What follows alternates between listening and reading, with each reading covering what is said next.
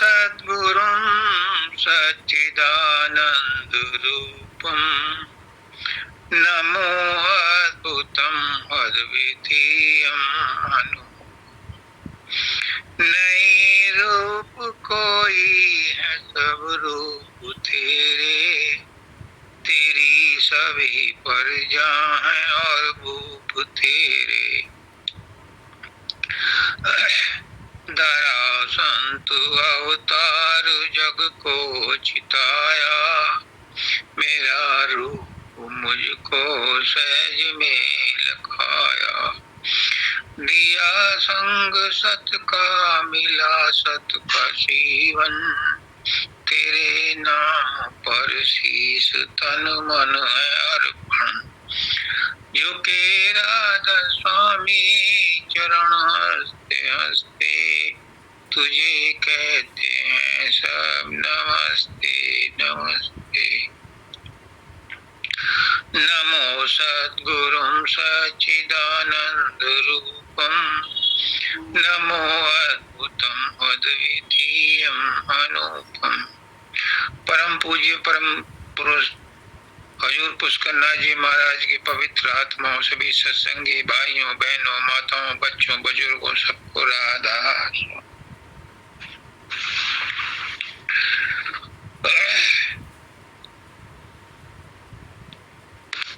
सत्संग क्या है? संत मत में 3 चीजें हैं, बल्कि 4 हैं। सतगुरु, सत्संग, सतनाम और अनुराग। संत मत कोई नया मत नहीं है, ये सनातन धर्म की ही आखिरी सीढ़ी है। जो सनातन धर्म में ऋषियों मुनियों ने अनुभव करके जो ज्ञान प्राप्त किया, उसका वर्तमान समय में कैसे सदुपयोग करना है, कैसे उसको इम्प्लीमेंट करना है, क्योंकि समय के साथ साथ नियम बदल जाते हैं, परिस्थितियां बदल जाती हैं।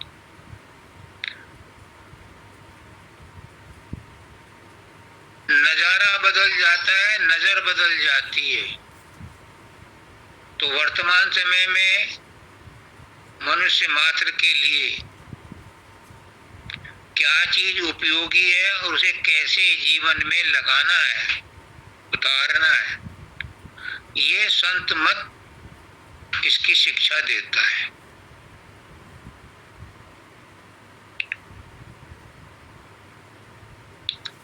संत मत में सबसे पहले है सतगुरु, यानी इस शिक्षा को देने वाला कोई सतगुरु।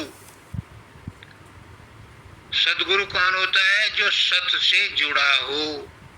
और सत क्या है? सत एक ही है, और वो सत है परमात्मा, जिसकी अंश हमारी आत्मा है। वो उस आत्मा से जुड़ा होता है, परमात्मा से जुड़ा होता है। और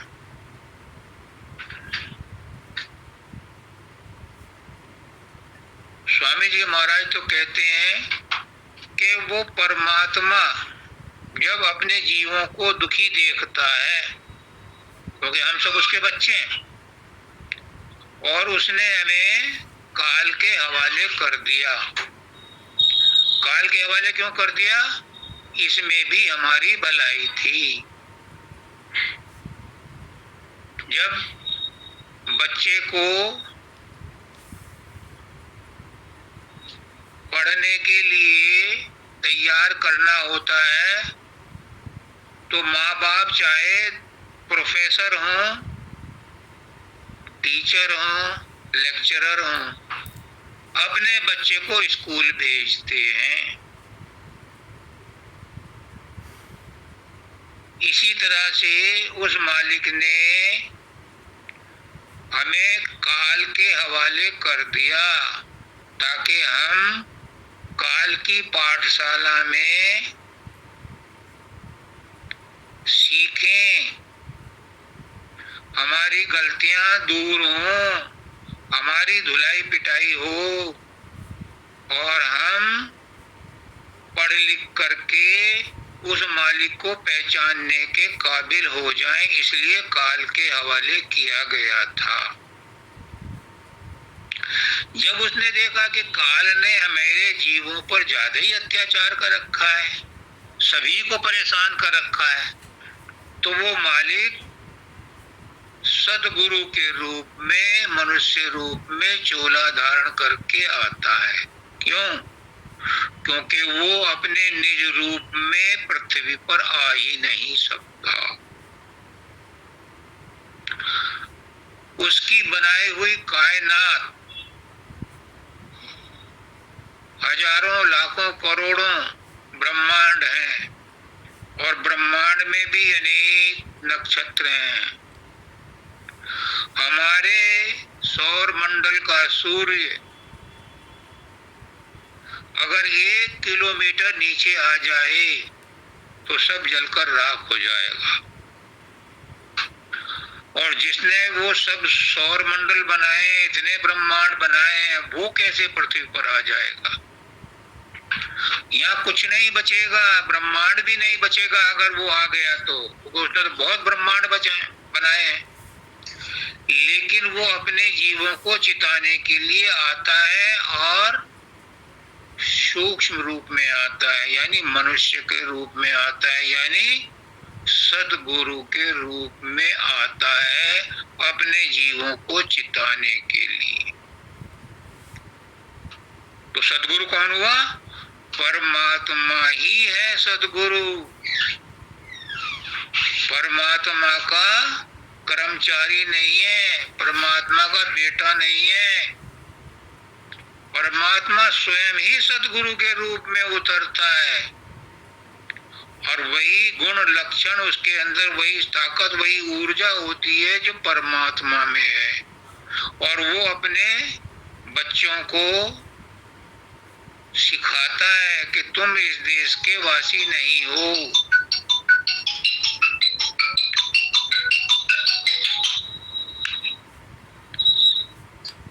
तुम इस देश के रहने वाले नहीं हो, तुम्हारा नाम वो नहीं है जिस नाम से तुम जाने जाते हो।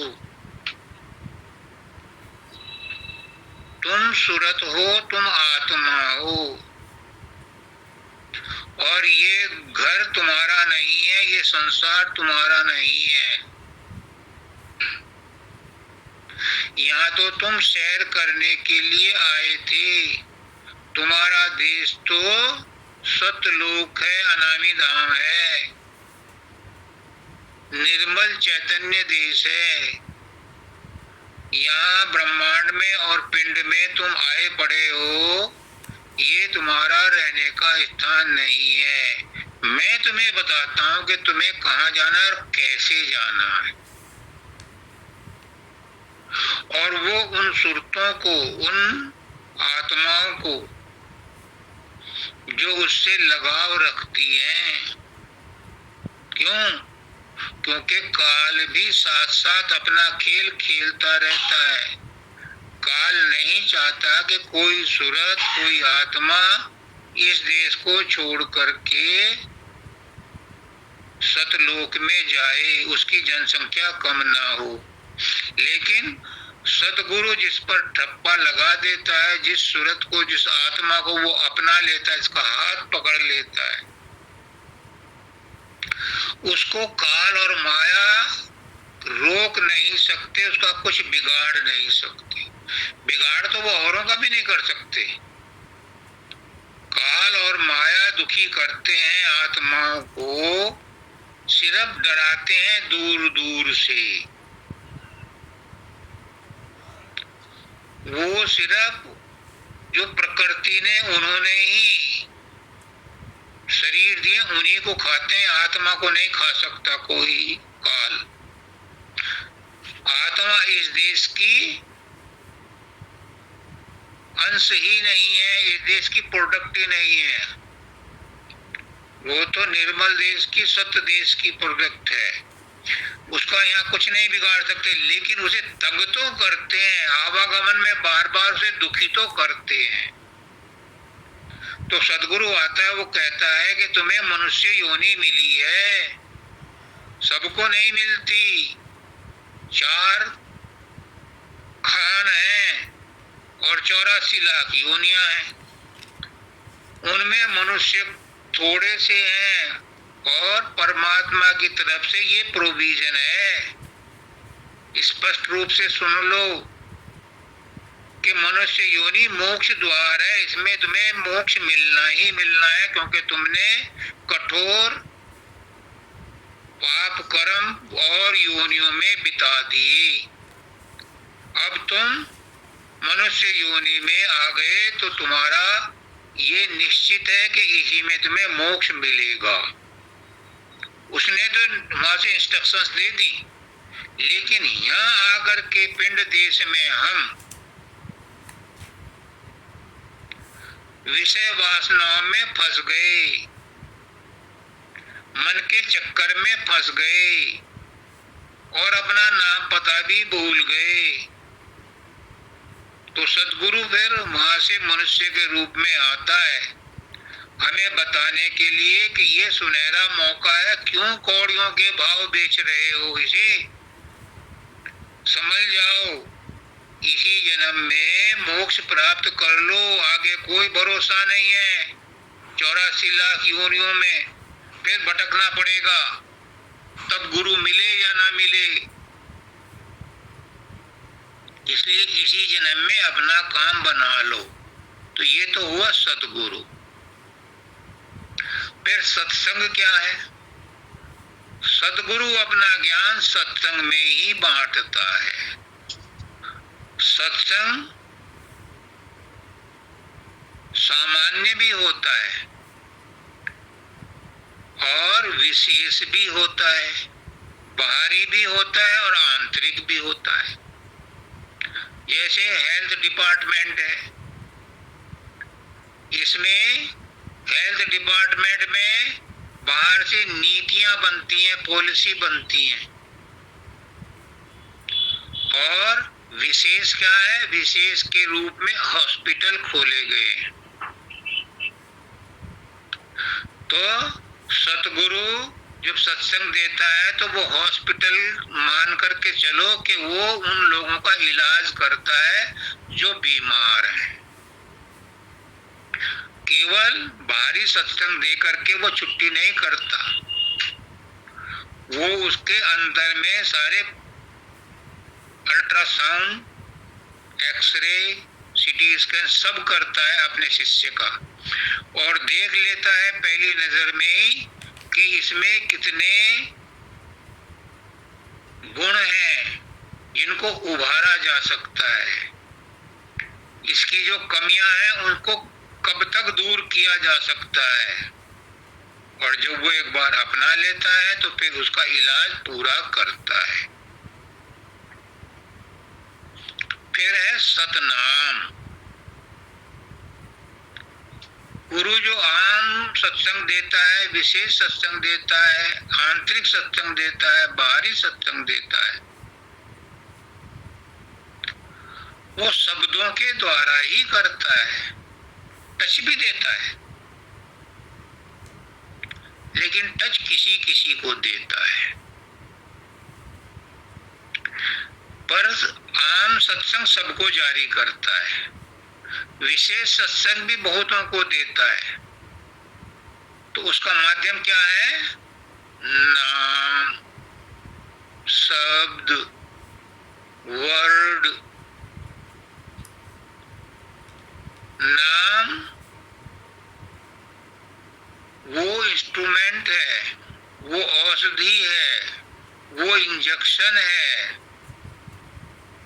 जिसके द्वारा गुरु अपना ज्ञान शिष्य में उंडेलता है और उसके लिए वो पहले अपने हॉस्पिटल में उसे भर्ती करता है। जैसे कहते हैं ना कि रिसेप्शन पे जाओ और रजिस्ट्रेशन फॉर्म भर के अपना पर्चा बनवाओ, तो वो कहते हैं कि वो होता है नामदान। लेकिन उसके बाद जो वो प्रोसेस करता है, उसके बाद जो सत्संग देता है, उसके बाद जो वो उसको ज्ञान देता है, वो ज्ञान उसको समझाने के लिए देता है कि अब तुम इसकी प्रैक्टिस करो। जो नाम दिया है, नाम से जोड़ा है, शब्द से जोड़ा है, उसकी अब प्रैक्टिस करो।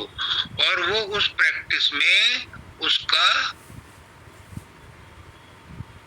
साथी रहता है, हमदम रहता है, उसकी हर तरह से देखभाल करता है, कमियां देख करके उसको फटकार भी लगाता है। तीनों चीजें हो गई। अब चौथी है अनुराग। बस ये मेन कीमिया है। ये अनुराग ही प्रेम है और प्रेम ही सबका सार है। मतलब जो गुरु से प्रेम करेगा उसी पर सत्संग का नाम का असर पड़ेगा। सत्संग में आते हैं, सत्संग सुनते हैं, लेकिन सत्संग की बात समझ में नहीं आती। दुनिया की बात सुनते हैं, उनका रूप बन जाता है कि दुश्मन है, उसने भी चुगली की थी, उसने ये किया था, उनका रूप भी बन जाता है, उनकी बात भी याद रहती। पर गुरु जो सत्संग में बात बताता है उसकी बात याद नहीं रहती, उसका रूप नहीं बनता, क्योंकि गुरु से नाता नहीं जोड़ा है। गुरु से नाता जोड़ने के लिए ही अनुराग का शब्द इस्तेमाल किया गया, यानी प्रेम करना जरूरी है। अगर गुरु से कुछ लेना है तो गुरु को प्रेम करना पड़ेगा। और स्वामी जी महाराज क्या कहते हैं, गुरु को मानुष मत जानो, वो है सत्य पुरुष की जान। जो गुरु को पुरुष मान लेगा, जो उसको आम आदमी मान लेगा, उसे उससे फायदा नहीं होगा। जो उसको ये समझेगा कि ये परमात्मा का ही वचन बोल रहा है, ये मेरे अंदर की बात समझ करके मुझे चिता रहा है, तो समझ लो उसका उससे संबंध जुड़ गया। एक बात भी अगर गुरु की आपने पकड़ ली तो आपका गुरु से संबंध जुड़ गया, फिर वो अटूट संबंध है। फिर ये समझ लो कि गुरु ने, मालिक ने आपको आपकी समस्याओं को सुलझाने के लिए आपको एक संकेत दिया है। या तो गुरु तुम्हारे पास आएगा या तुम्हें ऐसा संकेत देगा कि तुम वहां जाओ। जब उसके सत्संग में तुम्हारे समस्याओं का, तुम्हारी चिंताओं का, तुम्हारे भावों का, अनुभवों का सॉल्यूशन मिल जाए, समझ लेना, वहीं टिका देना अपना सिर, अपना माथा। समझ लेना कि वो परमात्मा का भेजा हुआ बंदा तुम्हारे लिए ही विशेष तौर से संदेश लेकर आया है, वही तुम्हारी मुक्ति का उपाय तुम्हें बताएगा। जब मैं पहली बार गया नरेंद्र त्यागी जी के पास 1982 में, सैटरडे के दिन हाफ डे था बैंक का, हम दोनों मोपेड पर गए मोदी नगर। जैसे मैंने महाराज जी का सत्संग सुना, मैं अपना आपा भूल गया। जब सब लोग मत्था टेक रहे थे तो लास्ट में मैं उठकर मत्था टेकने गया और उन्होंने 3-4 मुक्के मेरी कमर पर जोर जोर से मारे और मुझे अपना लिया। पहली ही नजर में उन्होंने मुझे अपना बना लिया और वो दिन का आज दिन वो मेरे सांसों में बसते हैं, क्योंकि उनसे मेरा व्यक्तिगत या आत्मिक संबंध जुड़ गया था। तो ये गुरु अपनी पहचान बताता है कि कौन। हर एक का गुरु पहले से तय है। पुष्कर नाथ जी कहते हैं, तुम अगर चाहोगे मुझे गुरु करना है, किसी से सलाह लो, तो हो सकता है तुम किसी ठग के पास पहुंच जाओ। जैसे माता पिता पहले से निर्धारित होते हैं, पति पत्नी पहले से निर्धारित होते हैं, बच्चे पहले से निर्धारित होते हैं, ऐसे ही गुरु भी पहले से निर्धारित है। हर एक का गुरु तय है। आप अपनी मर्जी से गुरु बना ही नहीं सकते, और बनाओगे तो उससे तुम्हें आराम नहीं मिलेगा, उससे तुम्हें फायदा नहीं। अपनी मर्जी से दवाई खा लो, लेकिन जो दवाई तुम डॉक्टर की कंसल्ट करके खाओगे उससे तुम्हें आराम होगा, और वही दवा तुम अपनी मर्जी से खाओ तो आराम नहीं हो। इसलिए जिनको गुरु की कोई बात पकड़ में आ गई, उसको वो सूट कर गई, समझ लो वही उनके लिए गुरु है। गुरु कभी नहीं कहता मैं गुरु हूं, वो तो कहता है मैं तो आम आदमी हूं। मैं तो हमेशा यही कहता हूं, तोबा तोबा, मैं गुरु नहीं हूं। गुरु तो बहुत बड़ी चीज है, लेकिन गुरु ने मुझे माध्यम बनाया है अपने जीवों की सेवा करवाने के लिए। वो खुद अपने आप मेरे अंदर बैठ करके बोलता है। अब माता जी ने कहा, जब मैं इस संसार को छोड़ के जाऊं तो होठों पर तेरा नाम हो।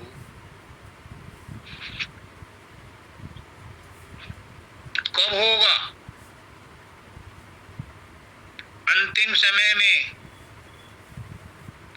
कृष्ण भगवान ने भी कहा है कि जो मेरा अंतिम समय में नाम लेगा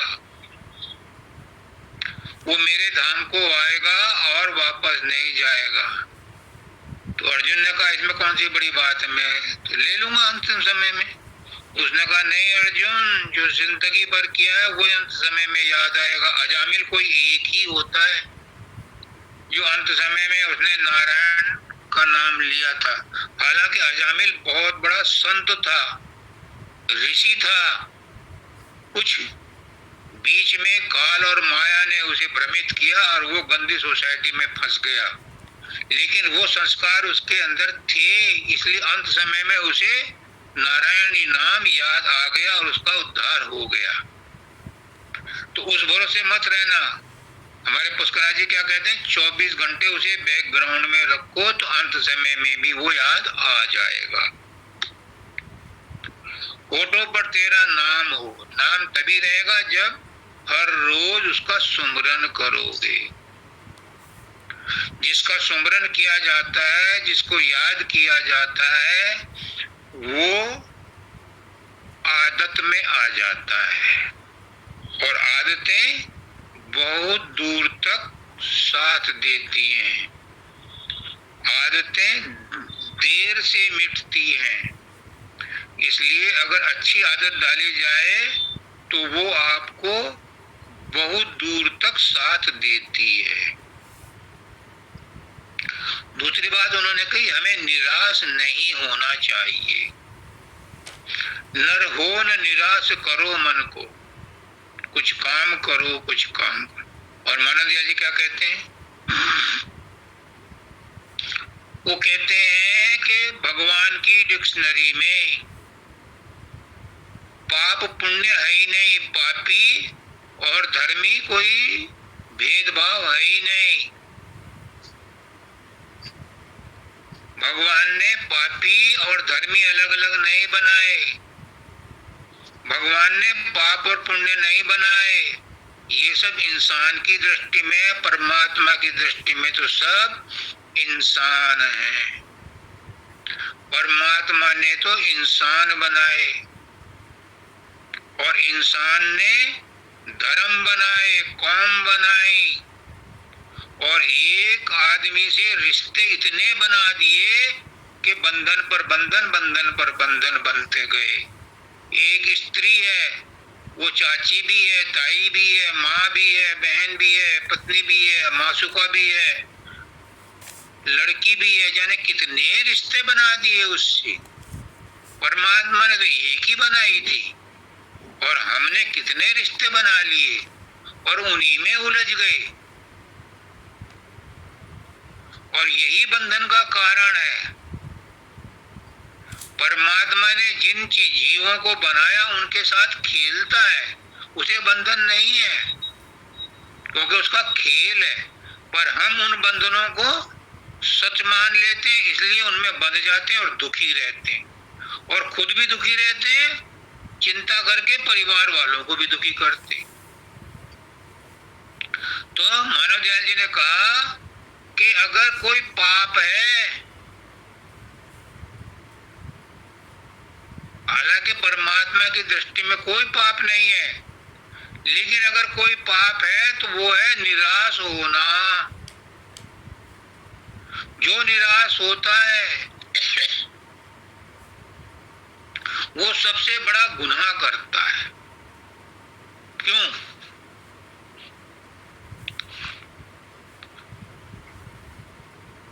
उसे विश्वास ही नहीं है।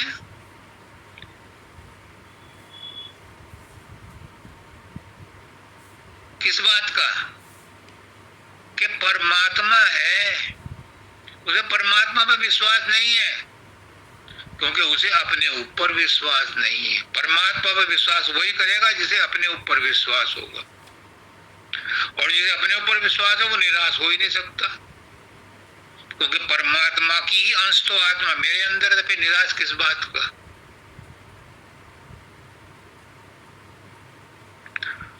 सब कुछ नष्ट हो जाएगा, सब कुछ नष्ट हो जाएगा, पर मैं कभी नष्ट नहीं हो सकता। परमात्मा कभी नष्ट नहीं हो सकता।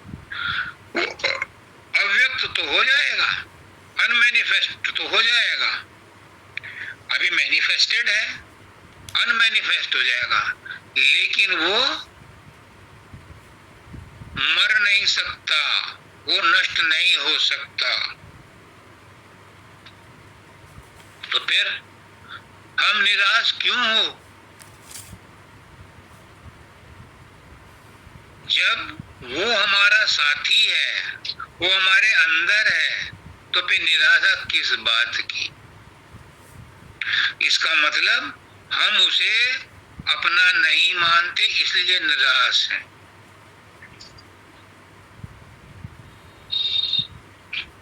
अगर उसे अपना मान लो तो सैया भय कोतवाल, फिर डर काहेगा? अगर परमात्मा मेरा है और मैं परमात्मा का हूं, तो मुझे किस बात का डर? शरीर को कोई चोट पहुंचा सकता है, पहुंचा लो। मन में चिंताएं आ सकती हैं, आ जाओ। धन दौलत लुट जाएगी, लुट जाओ। ये मेरी है कब? ये तो मेरे साथ टेम्परेरी परमात्मा ने 5 स्टार होटल में सब सुख सुविधाएं दी हैं, पर ये मेरी नहीं है। मैं जब जाऊंगा चेकआउट करके होटल से, इन्हें नहीं ले जा सकता, तो फिर मैं क्यों चिंता करूं? हम बड़ौदा में थे, ऑडिट कर रहा था ब्रांच का, पत्नी भी और लड़की भी गई मिलने के लिए। बैंक ने सुविधा दे रखी थी कि साल में एक बार आ सकती है, फैमिली ज्वाइन कर सकती। तो हम जिस रूम में थे उसका टीवी एक स्पार्क हुआ और फूंक गया। रिसेप्शन पर टेलीफोन किया, उसने दूसरा दे दिया। ऐसे ही परमात्मा करता है, पर हम चिंता करते हैं। अपने घर में होता तो शायद मैं भी चिंता करता, क्योंकि होटल में था, उसने रिप्लेस कर दिया। ऐसे ही परमात्मा जिम्मेदार है हर चीज का। तुम डिमांड तो करो, वो फौरन रिप्लेस कर देगा। पर दिक्कत क्या है कि हमारी एक नहीं अनेक डिमांड है, उनके पूरी करने में टाइम लगता है, क्योंकि हम जैसे तो बहुत है उसके। तो सबकी इच्छाएं पूरी करने में टाइम लगता है। इच्छाएं पूरी होंगी अगर तुमने चाहा कि मैं राजा बन जाऊं, तो राजा तो बन जाओगे, पर किस जन्म में बनोगे और कैसे बनोगे? बीमार बनोगे या किसी की जेल में पड़े रहोगे? कोई तख्ता पलट कर देगा। अब पड़ा ना बेचारा इमरान खान भी प्राइम मिनिस्टर था, अब जेल में पड़ा है। तो ऐसे ही परमात्मा से कुछ मत मांगो, वो बिन मांगे ही सब कुछ दे रहा है, उसे पता है तुम्हें क्या चाहिए। बस एक बात, उस पर भरोसा रखो कि वो मेरा, मैं उसका। माता जी कहती हैं, मैं तुम्हारी और तुम मेरे, तुम्हारे अलावा कोई और न सहारे। जिसका इतना भरोसा होता है उसके हमदम रहता है, हरदम रहता है और सांसों सांस में रहता है। वो कहीं गया नहीं, वो हमारे अंदर ही है, सबके अंदर है।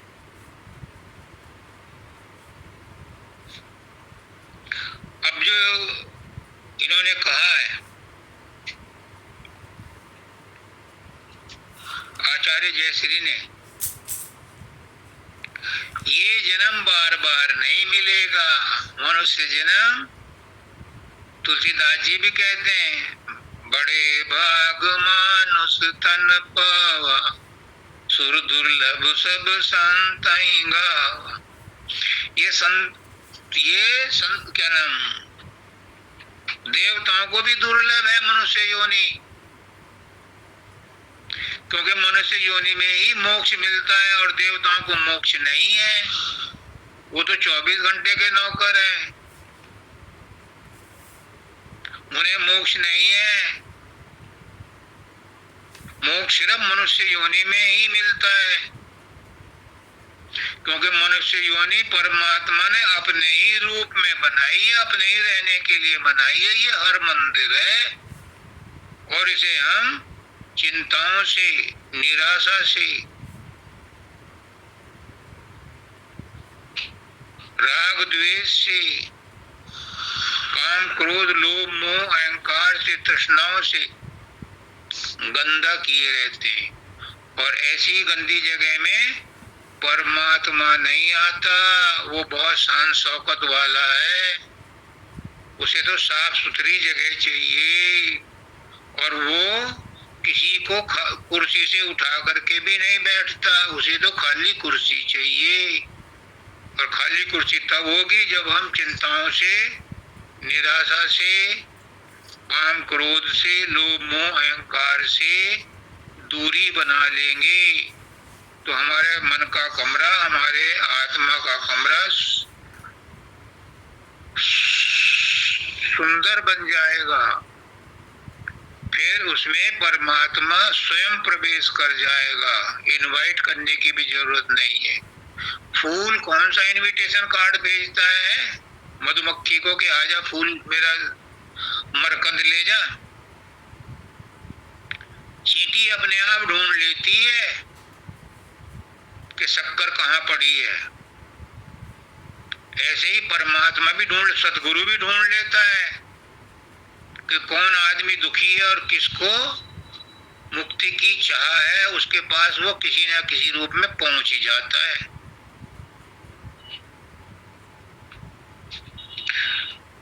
अब उसने कहा कि हमें व्यवहार में बाउंड्री बना के रखनी पड़ती है। बिल्कुल सही बात है। मैं तो यहां तक कहता हूं कि व्यवहार में समता यानी समानता शमशान घाट में मिलती है। व्यवहार में इतनी समानता नहीं मिल सकती, शमशान घाट में मिलेगी वो समानता। लेकिन लेकिन लेकिन सर्वे भवन्तु सुखिनः सर्वे सन्तु निरामया सर्वे भद्राणि पश्यन्तु मा कश्चित् दुर्भाग् भवेत्। मन से समता में तुम्हें कौन रोक सकता है? देखो ये उपनिषद का मंत्र क्या कहता है, सर्वे भवन्तु सुखिनः। हे मालिक सब सुखी हों, सब निरोग हों, सब कुशल पूर्वक रहें, सब अच्छे बन जाएं। मन से कौन रोक सकता है तुम्हें? मन तो सूक्ष्म है, सूक्ष्म रूप में सबके लिए समानता का प्रार्थना करो, व्यवहार में तुम डिफरेंस रखो, लेकिन मन में आत्मा से, आत्मा तो सब एक है, आत्मा इंडिविजुअल नहीं है किसी की, आत्मा तो यूनिवर्सल है, परमात्मा यूनिवर्सल है, किसी विशेष संप्रदाय का, किसी विशेष व्यक्ति का नहीं है, वो सबका है और सब उसके हैं। ऐसे ही आत्मा भी सबकी है और सब आत्मा के अंदर है, तो उससे तो हम समानता रख सकते हैं आत्मा के लेवल पर, मन के लेवल पर।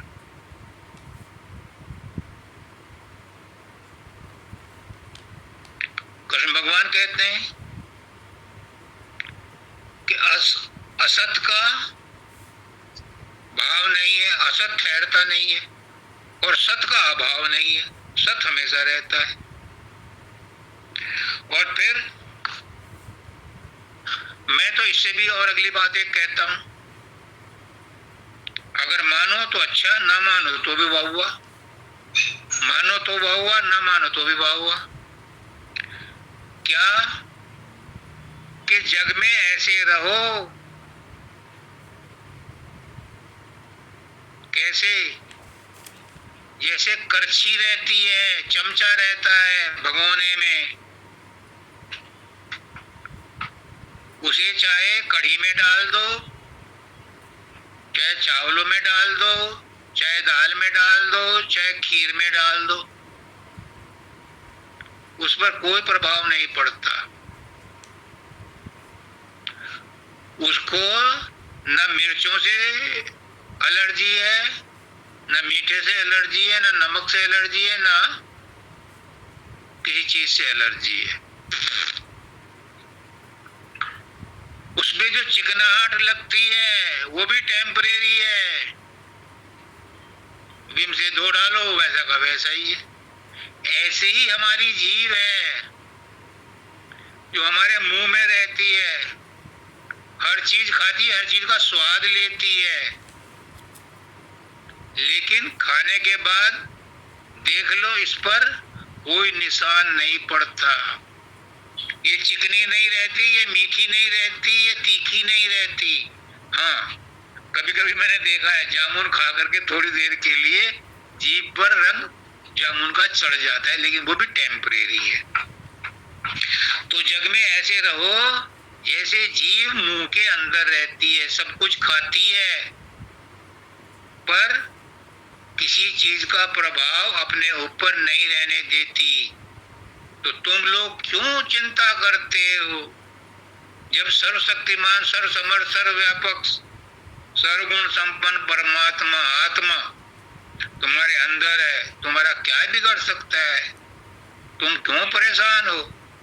तुम एक बार उसे पुकारो। कौन कहता है भगवान आते नहीं?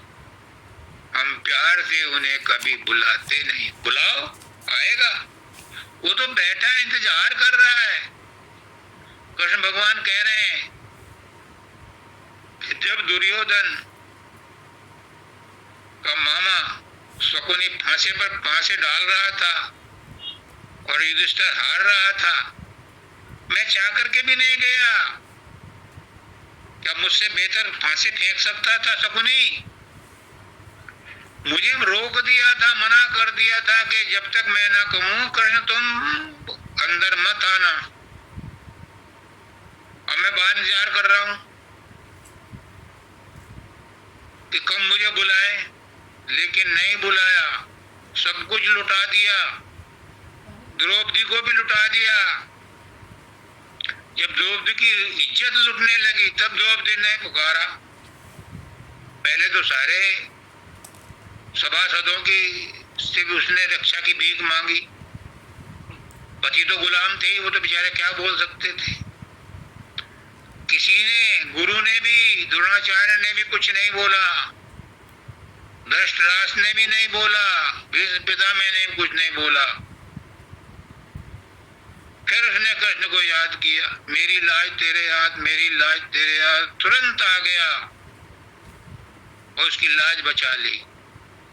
अगर युधिष्ठिर उस पर रेस्ट्रिक्शन ना लगाते तो ये नाटक ना होता, लेकिन जो होना था वो तो होना था, वो हो गया। तो सब कुछ करो, सब कुछ करो, जो परिस्थितियां हैं सबको झेलो, लेकिन कैसे? समर्पण भाव से, कि जो भी खाता है, जो पीता है, जो धर्म करता है, जो कर्म करता है, जो त्याग करता है, अर्जुन वो सब मुझे अर्पण कर दे, मैं तुझे सब पापों से मुक्त कर दूंगा। जो भी तुम करते हो सब उसे अर्पण कर दो, ये गुरुदेव आपको अर्पण है, ये आप संभालो, ये गलती हो गई आप संभालो, मन ही मन कह दो और उससे नाता तोड़ लो, तो गुरु अपने आप संभाल लेगा। दूसरी बात एक और मैं डंके की चोट पर कहता हूं, जब संत मत में आए हो तो सद्गुरु की बात को मानो। ये संसार तुम्हारी आत्मा से निकला है, तुम इस संसार के मालिक हो। एक राजकुमार था, फिल्म एक्टर, उसके डायलॉग बड़े सटीक होते थे, बड़ा हार्ड टास्क मास्टर था, उसको लोग कम पसंद करते थे, लेकिन उसके डायलॉग बड़े सुंदर थे। एक डायलॉग उसका अभी भी याद आ जाता है मुझे कभी कभी, जमाना हमसे है, हम जमाने से नहीं। देखो कितनी बड़ी बात है, ये जमाना तुम्हारी आत्मा से निकला है, तुम्हारी आत्मा जमाने से नहीं निकली, तुम तो पहले के आए हुए हो, जमाना तो बाद में आया है, संसार तो बाद में बना है। इसलिए जमाना या जमाने की, इस संसार की कोई भी चीज आत्मा को नहीं पहचान सकती, क्योंकि आत्मा तो पहले आई हुई है। अगर किसी का दादा जिंदा है तो पोता जो है उसके बारे में नहीं जान सकता, क्योंकि दादा तो पहले आया हुआ है। दादा पोते के बारे में सब जानता है, पर पोता नहीं जान सकता जब तक कि वो खुद ना बताए। तो आत्मा तो बहुत पुरानी आई हुई है, पुराण, इसको पुराण पुरुष कहा है आत्मा को, क्योंकि ये सबसे पुरानी है और इसीलिए इसका भेद कोई नहीं जानता। ब्रह्म भी बाद में आया था, ईश्वर भी बाद में आया, परमात्मा भी बाद में आई, आद्या भी बाद में आई। इसलिए परमात्मा का भेद कोई नहीं जानता, उस मालिक का भेद कोई नहीं जानता, क्योंकि ये सब बाद में आए, ये उसका भेद जान ही नहीं सकते। जब वो आगे बताता है, सदगुरु आगे बताता है कि तुम वहां के निवासी हो, चलो मैं तुम्हें तुम्हारा घर का रास्ता बता दूं, तब दाता दयाल ने शब्द लिखा है, तू अविनाशी अजर अमर है, तू सबका आधारा है, सब रहते हैं तेरे सहारे, तू ही सबका सहारा है। आगे कहते हैं, निराधार आधार जगत का, मरम न कोई लग पावे, जब तू अपना भेद बतावे, समझ में तब कुछ कुछ आवे। जब वो अपना भेद देता है तब कुछ कुछ समझ में आता है, सारा समझ में तब भी नहीं आता। वंदिता ने लिखा है, जो किताब छपी है उसमें, कि गुरु अपना अगर भेद बता दे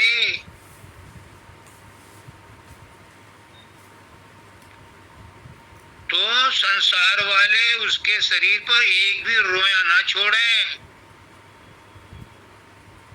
सब उसके रोए नोच नोच के उसे घायल कर देंगे और तबीज बना के रख लेंगे कि गुरु का शरीर तो चला जाएगा, फिर हमारी कौन रक्षा करेगा, इसलिए उसके बाल नोच नोच के तबीज बना लेंगे। इसलिए गुरु छिपाता है अपने आप को, कभी अपना भेद नहीं देता। और जब कभी मौत से देता है तो जब तू अपना रूप दिखाए समझ में तब कुछ कुछ आए। फिर भी कुछ कुछ आता है, पूरी तरह से नहीं आता। हाँ, तो मैं बता रहा था कि आपके अंदर वो जागृति, वो चेतना, वो प्रज्ञा, वो आत्मज्ञान जागृत होना चाहिए, क्योंकि आप संत मत में आए हो कि आप ही आत्मा हो, आप ही परमात्मा हो। परमात्मा और आत्मा दो नहीं है, और आपके अंदर परमात्मा है तो आपके अंदर आत्मा ही परमात्मा है, अलग से दो परमात्मा भी नहीं है। एक ही परमात्मा है और आत्मा भी एक ही है। सबकी इंडिविजुअल आत्मा है जरूर, लेकिन वो इंडिविजुअल नहीं है, वो एक से ही, unity in diversity and diversity in unity, वो एक ही आत्मा है सबके अंदर, वही परमात्मा। उसने कहा मैं एक से अनेक हो जाऊं, तो सबके अंदर वही है। तो अब मैं जो कहने जा रहा हूं उस पर जरा गौर करना, बड़े हौसले की बात है, लेकिन अनुभव के बाद बात समझ में आती है कि जब तक इस संसार में, इस सृष्टि में एक भी जीव मौजूद है तब तक मैं नहीं मर सकता।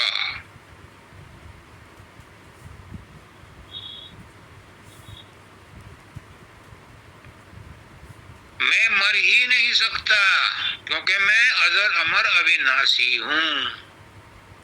तो जब तक एक भी जीव है, और जीव नहीं भी है तो भी मैं नहीं मर सकता। मैं अव्यक्त हूं, मैनिफेस्टेड हूं, और जब मैं अनमैनिफेस्टेड फॉर्म में हूंगा, अव्यक्त रूप में हूंगा, मुझे कोई नहीं देख सकेगा, लेकिन मैं हूंगा, क्योंकि वो परमात्मा मैं ही हूं।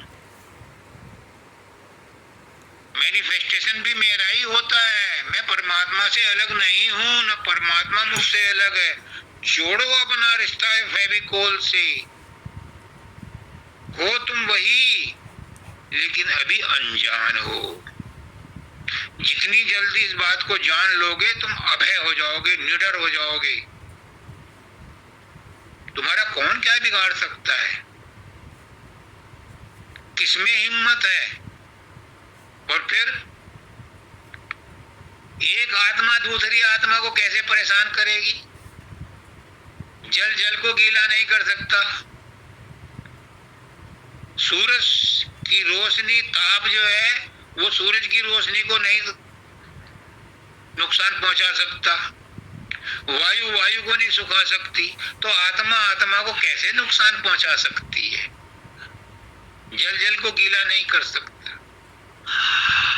तुम आत्मा हो, तुम्हें कौन कोई नुकसान पहुंचा सकता है। जो भी है सब आत्माएं हैं, किसी को कोई आत्मा, हाँ तुम्हें अभी जयश्री ने कहा, आचार्य जयश्री ने, कि जब तक तुम शरीर में हो तब तुम लाभ हानि ना, यश अपयश मान अपमान लगे रहेंगे, क्योंकि भौतिक शरीर को तुम अपना मान रहे हो, तो भौतिक शरीर में तो लाभ हानि लगे ही रहते, नुकसान भी होगा।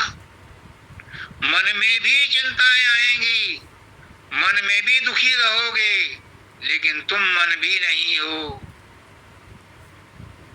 गुरु यही समझाता है। गुरु सोच बदलता है, गुरु परिस्थितियां नहीं बदलता। हम एक बार वहां थे धाम पर, तो छेरा के सत्संगियों ने महाराज जी से कहा, सितंबर का महीना था, महाराज जी बहुत गर्मी हो रही है। महाराज दयाल जी का वो था उस समय, प्राकट्य दिवस का सत्संग था, सितंबर का महीना था, बहुत गर्मी हो रही, कुछ मेहर करो। एक बार स्वामी जी के पास भी ऐसे ही हुआ था। जो उनकी एक शिष्या थी, किसान आए गांव से और उन्होंने कहा कि महाराज जी तो बहुत ऊंचे महान संत हैं, परमात्मा हैं, बारिश नहीं हो रही, बारिश करवा दो। तो बुक्को ने कहा, उनकी जो शिष्या थी, कि जाओ शाम को बारिश हो जाएगी। अब जब ये बात स्वामी जी के पास पहुंची तो उन्होंने कहा, तूने कैसे कह दिया? अब मैंने तो आपका नाम लेकर कह दिया, अब तुझे किसने अधिकार दिया था?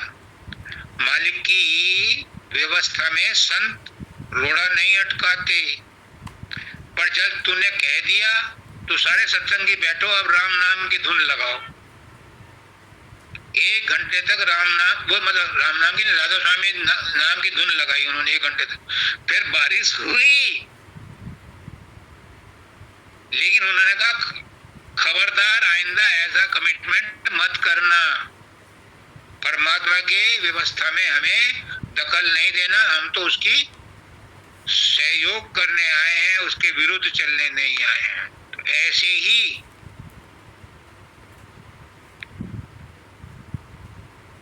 इसने कहा है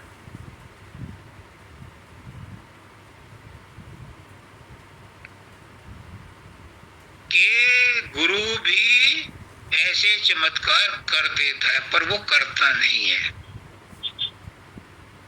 नहीं करता, करना भी नहीं चाहिए, क्योंकि उसमें अपनी ऊर्जा खत्म होती है। इसलिए इन बातों पर विश्वास मत करना। जो परमात्मा दे, जिस परिस्थिति में परमात्मा रखे, उसी में खुश रहो। बिन मांगे ही सब कुछ दे रहा है, हमारी काबिलियत के हिसाब से दे रहा है, हमारी योग्यता के हिसाब से दे रहा है। अब इन्होंने जो कहा है, कुछ लेना न देना मगन रहना, अगर जीना है तो ये जीने का तरीका है। संसार में सब कुछ करो, सारे कर्तव्यों का पालन करो, सारी जिम्मेदारियां निभाओ, सारे कर्म कांड करो, लेकिन ऐसे जैसे जीव रहे मुखमाई, किसी चीज से आसक्त मत हो, किसी चीज में आसक्ति मत रखो, न लेना न देना मगन रहना। जीवन तो जीना है, इसलिए खुशी खुशी जियो। कहते हैं ज्ञानी काटे ज्ञान करी और अज्ञानी काटे रोए। प्रारब्ध कर्म तो सबको भुगतने पड़ते हैं, पर ज्ञानी कौन? ज्ञानी आत्मज्ञानी, वाचक ज्ञानी नहीं, आत्मज्ञानी। वो ज्ञान से काट देता है कि मालिक की मौत से जो हो रहा है ठीक हो रहा है, और वो उसको भूल जाता है। चाहे नफा हो, नुकसान हो, चोट लगी हो, कोई नजदीक का रिश्तेदार की डेथ हो गई है, वो उससे प्रभावित नहीं होता। लेकिन अज्ञानी काटे रोए, अज्ञानी रो रो के काटता है, भुगतने तो उसे भी पड़ते हैं, वो अज्ञान के कारण वो रो रो के काटता है तो और नए कर्म बना लेता है। तो फिर क्या करें? इन्होंने कहा नाव पुरानी, खेवटिया से मिले रहना। हमारी नाव पुरानी हो गई है, आज के आए हुए हम यहाँ, जाने कितनी सृष्टियां, कितने सतयुग द्वापर, सतयुग त्रेता द्वापर कलयुग, जाने कितने चौकड़ी बीत गई हमारी, जब से हम यहीं पड़े हैं। तो हमारी नाव पुरानी हो गई है, परंतु एक चीज अच्छी है कि सदगुरु नया मिला है, उससे बनाए रखना। पुरानी नाव में भी वो आराम से भवसागर की उसको भवसागर को पार करा देगा। उससे बना के रखना। अगर खेवटिया से तुमने नाराज कर लिया तो कुछ नहीं होने वाला। यही एक लास्ट हथियार है, खेवटिया से मिले रहना। नाव चाहे कैसी भी हो, प्रारब्ध चाहे कैसा भी हो, कर्म चाहे कैसे भी हो, कोई परवाह नहीं। पापी से पापी भी तर गए, रावण और कंस जैसे तर गए, हिरण्यकश्यप तर गया। तुम्हारे तो कर्म उसके 0.1% भी नहीं है उनके मुकाबले में, क्यों तुम परेशान हो रहे हो? सब तरेंगे, और इस कलयुग में तो सब तरेंगे और थोक में जाएंगे। लेकिन ये मत कहना सिक्योरिटी चेक जब होगा, ये मत कहना मेरे भरोसे ना रही हो, फिर नहीं ले जाएगा। तो हाई कोर्ट की वो पढ़ा है आपने? अब अन्नू क्यों आई? कि खेवटिया तो ले जाएगा, पर खेवटिया से बना के रखना। एक बहुत बड़े ज्ञानी संत थे, वो अक्सर नाव के पल्ली तरफ जाया करते थे। तो एक दिन उन्होंने उसे नाव वाले से कहा कि तूने रामायण पढ़ी है? ना बाबूजी, मैं कहाँ फुर्सत मिले यार, कहाँ मैं अनपढ़ आदमी। तेने 1/3 जीवन बर्बाद कर दिया। अगले दिन उसने पूछा तूने गीता पढ़ी है? ना बाबूजी, मैंने कहाँ पढ़ी, मुझे कहाँ सुविधा। तेने आधा जीवन बर्बाद कर दिया। एक दिन पूछा तेने कबीरदास को पढ़ा है? ना बाबूजी, मैंने ना पढ़ा। तेने 3/4 जीवन बर्बाद कर दिए। अब वो समझदार था केवटिया, उसने कहा बाबा आपको तैरना आता है? अब ना भाई, मुझे तैरना नहीं आता। अब तो आपने सारा जीवन बर्बाद कर दिया, आगे भंवर है, मैं तो कूद फांद के निकल जाऊंगा, ये नाव तो डूब जाएगी और आप डूब जाओगे। तो भाई केवटिया से बना के रखना, सदगुरु से बना के रखना, वो किसी ना किसी तरीके से तुम्हें पार कर देगा।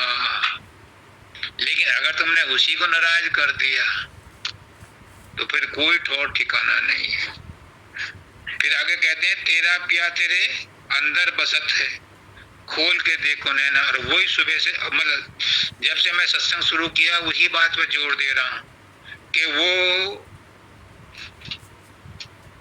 अजर अमर अविनाशी अनादि अनंत सर्वशक्तिमान सर्वसमर्थ आपके अंदर है, और वही आत्मा है, वही आप हो। तो वो आपके अंदर है। जरा इंट्रोवर्ट हो, अपने आप को अंतर्मुखी करो। बाहर तो बहुत देख लिया, बाहर में सिवाय इसके कि मुसीबतों के तुम्हें कुछ नहीं मिला। इसी जीवन का तजुर्बा क्या कम है? कितनी उम्र हो गई, क्या ये तजुर्बा कम है कि बाहर में कुछ नहीं मिला, और जो मिला धोखा ही मिला, और नहीं मिला तो धोखा मिलेगा। अपना ही लड़का शमशान में आग लगाता है, और अपना ही लड़का उस जले हुए मुर्दे को भी खोपड़ी में बांस मार के फोड़ता है। कपाल क्रिया अपना ही लड़का करता। किससे उम्मीद रखते हो कि तुम्हें कोई संसार में साथ देगा? एक है, सदगुरु नाम ठिकाना है। वो निस्वार्थ भाव से, जैसे LIC है, जीवन के साथ भी और जीवन के बाद भी साथ देती है LIC, ऐसे ही निस्वार्थ सदगुरु है जो तुम्हें इस जीवन में भी और जीवन के बाद भी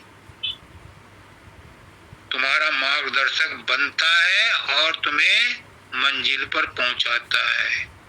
सबको राधा।